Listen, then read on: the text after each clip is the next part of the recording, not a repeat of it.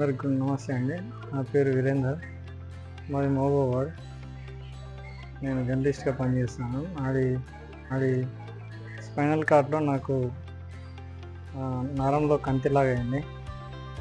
Doctor దగ్గర చూపించాను. ఖచ్చితంగా సర్జరీ మస్ట్ అన్నారు. కాకపోతే కాళ్ళు చేతులు పడిపోతేనే చిన్న అపోహలు లేపారు.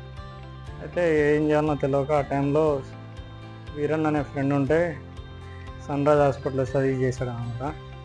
కానీ సన్ రైజ్ హాస్పిటల్ పేరులోనే ఉంది సన్ రైజ్ అని.